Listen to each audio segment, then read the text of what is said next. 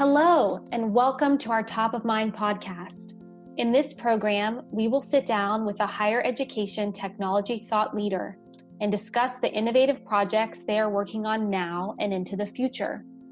Today, we are going to go beyond technology tools to discuss how a former CIO is driving change at a small liberal arts university. I'm your host, Caitlin Elkani, Vice President of Client Services and Cybersecurity Research at the Tambellini Group. I'm joined today by Simon Blackwell, the Chief Transformation Officer at Mount St. Mary's University. Over the next few minutes, we are going to hear Simon's thoughts on the role of the Chief Transformation Officer. Let's get started. Welcome to the program, Simon. Thanks so much for having me today, Caitlin. Let me give you a little bit of background on myself and my role in higher ed. I had about 25 years of multiple industry experience in e-commerce, banking, aerospace, and I entered the higher ed space about 4 years ago when I was asked to perform a consulting engagement to assess the state of technology at Mount St. Mary's University by a new president who'd also transitioned in from the commercial sector. The assessment took about 3 months, at the end of which I made a number of technology recommendations, but I also pointed out that if the university did not address a substantive number of non-technology issues, any money they spent on technology would in many ways be wasted. The university then asked me to become an employee and assist in addressing these other issues, which included integrated cross-institution planning, ongoing training of back office staff, formalized pedagogical instruction of faculty, and a whole bunch of technology platform improvements as well, both in the back end and in the academic space. So that's how I got here. And with that, I'll hand it back to you. Thank you, Simon. We're excited for you to be here today. My first question for you is around the current role of the Chief Transformation Officer. That's not a highly used title. What does that encompass? Well, transformation is at the intersection of innovation and change. It involves identifying opportunities for the university to improve its product or its operations, and then starting development and deployment of the innovations required to make those changes. Much, but not all of this is dependent on technology. So I do effectively serve as the CIO. And in this role, what's really important is actually all of the non-academic things that I've done. Because it's in doing those things and not operating in the same context that I'm actually able to see the different opportunities that are available to the university to change. So tell us a little bit more about your transition from the private sector to academia and how that may have given you an advantage or a different perspective. Well, I think that, anytime that people are in any industry for an extended period of time, and the longest I've ever been in one industry is 6 years, they tend to kind of lose sight of, I guess I'd say, the opportunities that surround them. They start operating in a box, in a set of constraints, in a set of the way things are. I could quite frankly have come in from any industry before I came into this one. I happened to be coming in from the e-commerce industry immediately before this, but before that, I was in banking. Before that, I was in cybersecurity. And before that, I've spent time in pharmaceuticals, spent time on Wall Street, and also spent time working on aerospace issues. And I think every industry has a slightly different way that they do things, although at the end of the day, it all comes down to managing people. You mentioned earlier that you are effectively the CIO at Mount St. Mary's, but is your role encompassing a larger responsibility than IT? Yeah, so about 75% of my time is spent on technology, and about 25% is spent on other things. Of the 75% that's technology, about 50% of that is core technology, meaning the networks and the servers and the ERP and the student information system. And the other 50% in the technology space is spent focused on what I'd call, I guess, academic technology, whether it be academic computing or tools to support the pedagogy, tools to support instruction of the students. When I first arrived, there was no distinction in that space, and there was very little effort or energy that was put into how do we get technology into the classrooms that helps faculty teach and helps students learn. So over the last 4 years, we've actually made a substantive budget shift to put more money in that space. Of the 25% of my time that's not spent on technology, it really varies depending on the current needs and opportunities in front of the university.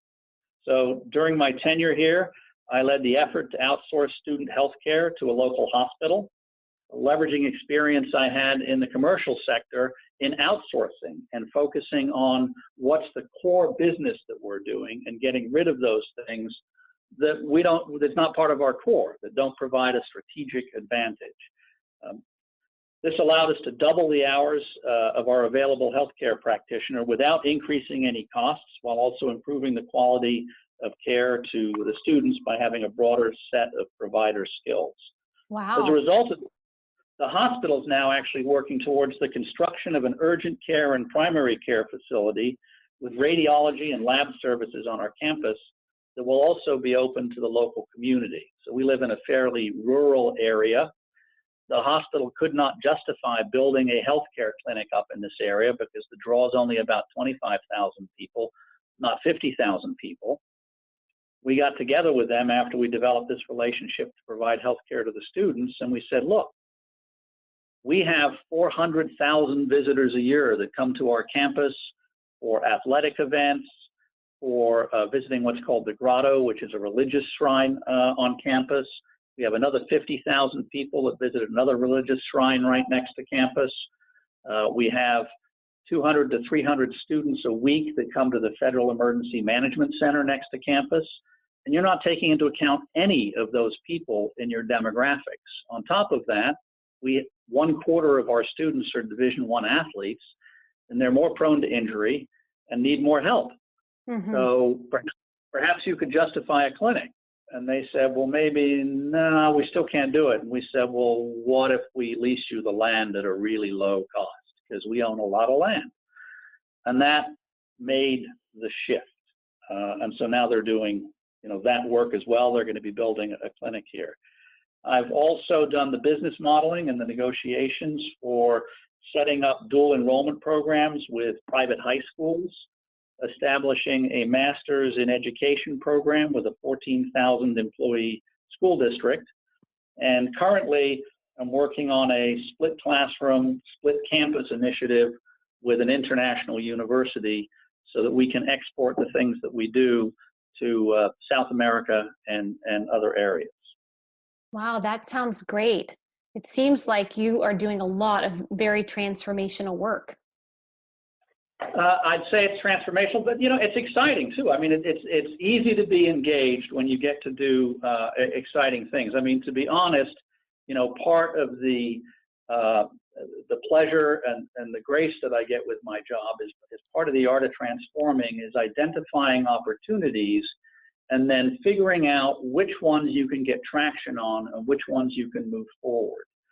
So there are plenty of ideas that we come up with that are great ideas, and then we put them aside because either they're going to be too expensive, or the reality is there's going to be too much organizational change, too much culture change, too many people to persuade. So I feel like I'm lucky. I actually get to kind of choose the things that are going to succeed and start down the path with them. Well, and it seems like a lot of your really innovative projects are leading to savings and repurposing of assets. Can you share some more of the details? Sure. So one of the things I like to do when I'm looking at things to innovate is to try and find two things that are negative and turn them into a positive. So a very simple example at the university is that we have several hundred laptops that come up for replacement every year. It used to be that people would pay us for those laptops. Now we have to pay somebody to take them away. We also had a situation that we had a large number of thin clients on campus for use in the library and elsewhere. These thin clients were getting old and they were going to need to be replaced. So my lead infrastructure engineer said, you know what? How about if we turn these laptops into thin clients? He said, I know they're out of warranty and they might break, but so what? If they break, we'll just replace them. It's not like they're breaking while somebody's using them and they're critical. There's 25 thin clients in the library. So if a couple aren't available any given day, it's not a big deal. We don't have to buy new thin clients. We don't have to manage a different kind of technology. It's the same as the rest of our laptops. We'll just lock them down and the only thing on them will be a web browser. And so we did that. So we avoided paying money to have somebody take our laptops away, and we avoided paying money in order to buy new thin clients. Then a faculty member jumped on board and said, wait a second, if you're willing to do that, how about we take some other laptops, if you've got more left over after that, and reconfigure them as Chromebooks? I didn't know this, but you can put Chrome on an Intel PC. It doesn't have to be an actual Chromebook, and effectively turn it into a Chromebook. So the faculty member got a bunch of students together in computer science who rebuilt a whole bunch of Chromebooks, and we took a bunch of PCs, turned them into Chromebooks, and we took them out to 12 high schools in need of technology. So that's great. You know, we saved money and we made a whole bunch of people happy at the same time. So new ideas can sometimes be met with resistance. When you present these ideas to leadership at the university, including perhaps your board, what are they expecting and how do you go about soliciting support? Well, it's interesting you asked that because the board 2 years ago created a committee on innovation, and I was asked to kind of be the lead on that from an internal perspective. And I did an inventory of the things I thought that we were doing that were innovative here and took them to the committee, and they all said, well, those aren't innovative, those are just saving money. And I thought, well, yeah, but they're pretty innovative ways to save money. And that led me to doing some research and saying, okay, how can I present to the board the opportunities for innovation that we actually have in front of us as a small university that's not heavily endowed. We don't have the money to do big, giant research projects. And came across a great book by a gentleman named Greg Sattel called Mapping Innovation that speaks about how you split your efforts on innovative activities. And he says, and actually has evidence from a number of large companies, Google and others, that you really need to spend about 70% of your time doing sustaining innovation. And most of those things are actually cost-saving measures or increasing service to a current constituent base, making things somewhat more profitable. 20% of your time should be spent on what's called disruptive innovation. That means attacking adjacent markets or adjacent activities with skills you've already got, resources you already have. A great example there in higher ed is going from the academic education space into the professional education space, which is adjacent, and serving the needs of professionals in a non-credit bearing way. And only 10% of your time should be spent focused on the big breakthrough things, the things that many people think of as innovative, right? I can lay my phone down on this little pad and I don't have to plug it in and it's going to charge itself. You know, only 10% of the time should be spent looking at those kinds of things.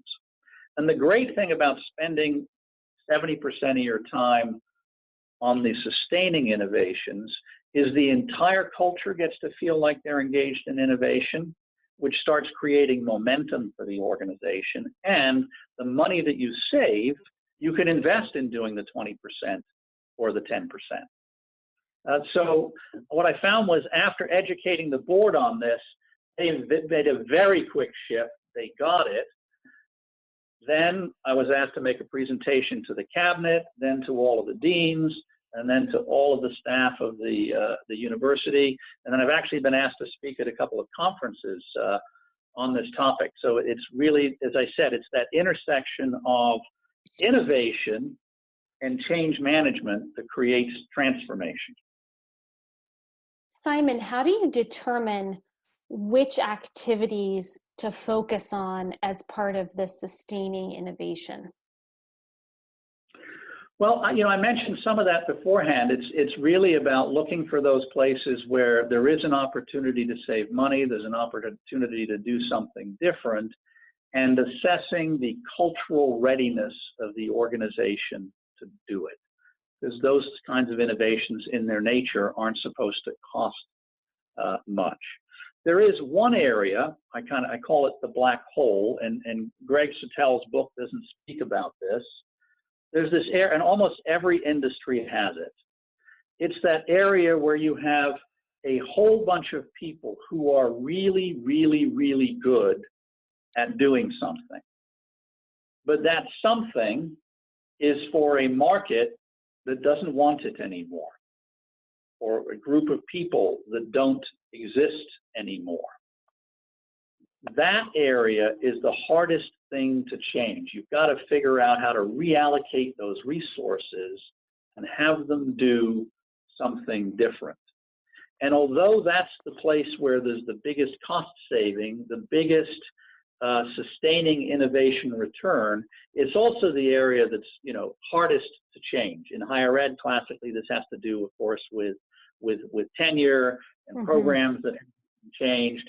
And what I've been finding is that, as in many places in the business world, I've got to focus on the wins first, get some momentum going, and get everybody doing the aha, we can do this and we can do that.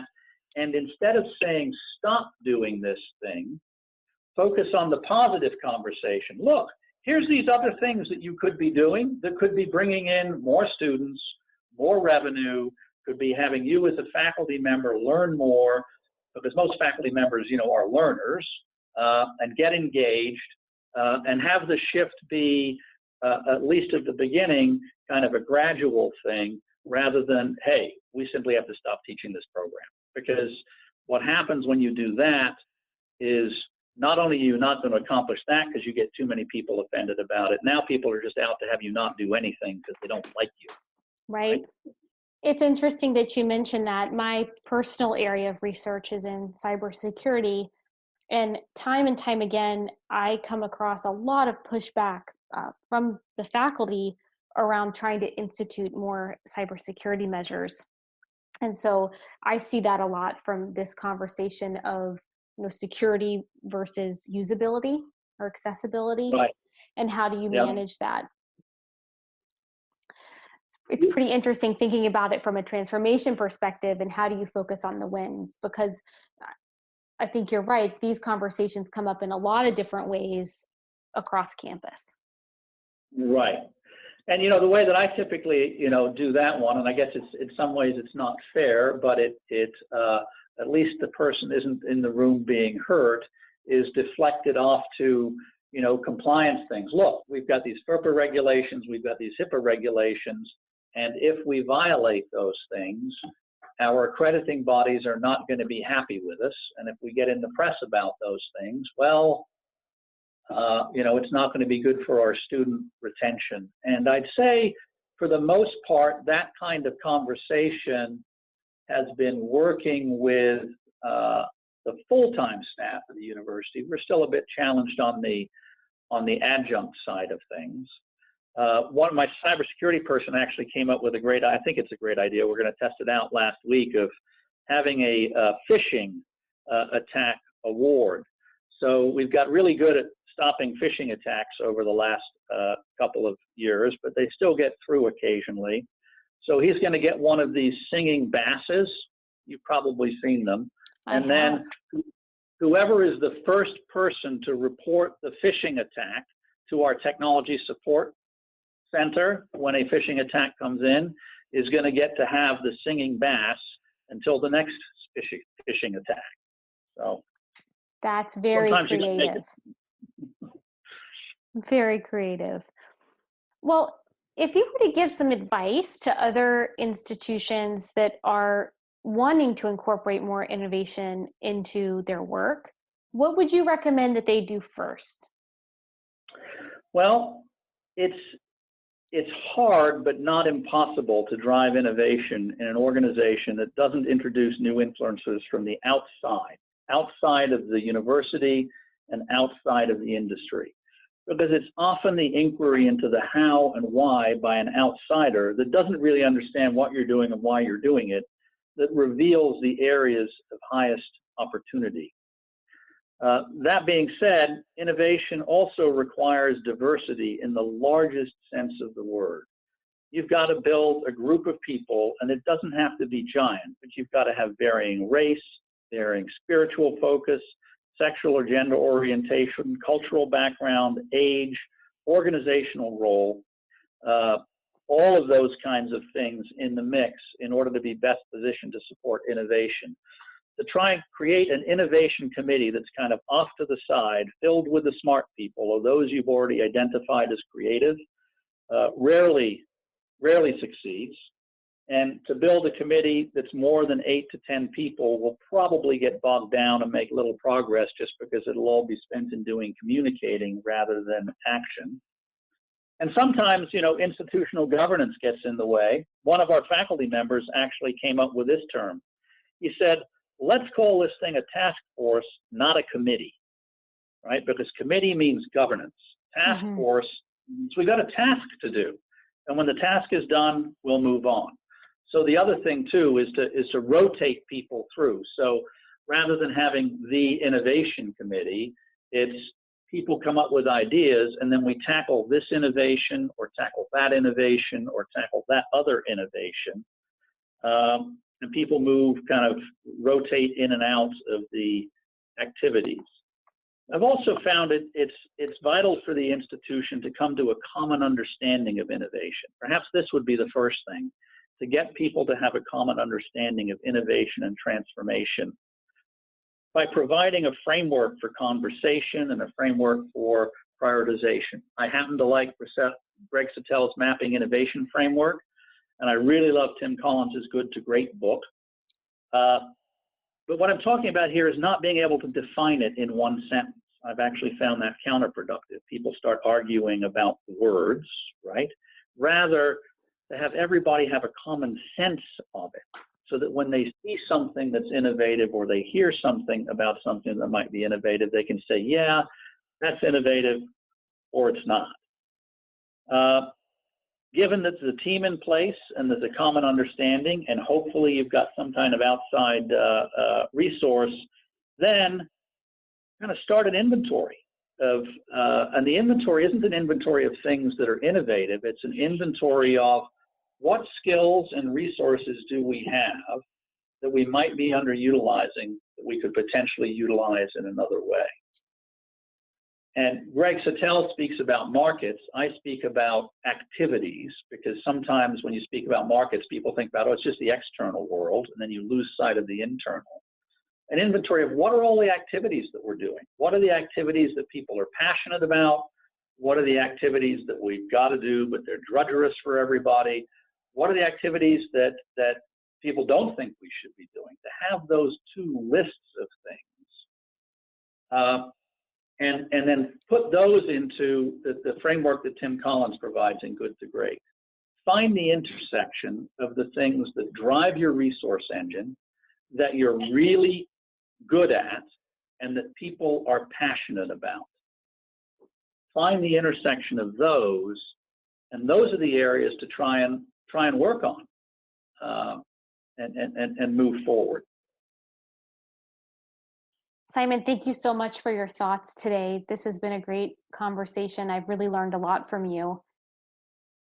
Well, thanks so much for having me, Caitlin. It's been, I'm having a delightful experience at Mount St. Mary's, and it's really nice to be able to share the kinds of things that we're doing here. Before we close out the conversation today, do you have any final thoughts that you would like to leave with other higher education leaders who might be trying to transition more into the role of a chief transformation officer? Yeah, I'd say, given we have a retired brigadier general as our president now, came out of West Point, and he's brought a couple of people with him. And, as he says, we've got to focus on the commander's intent, right? So people should focus on the business intent. Where are you trying to go as a business? If your organization doesn't have a strategic plan, don't even think about trying to take on innovation, right? I mean, that actually is the step before all of this, is what's the strategic plan of the organization. Other than that, make sure that you're doing something that you're good at, that you're passionate about, that drives the resource engine of your institution. And, every day, try and get up and make today, make yesterday jealous of what you're doing today. That should lead to good things. Thank you so much, Simon. This has been just a wonderful conversation with you. We appreciate you participating in our Top of Mind podcast. And that concludes our Top of Mind podcast for this month. Good luck making yesterday jealous of today.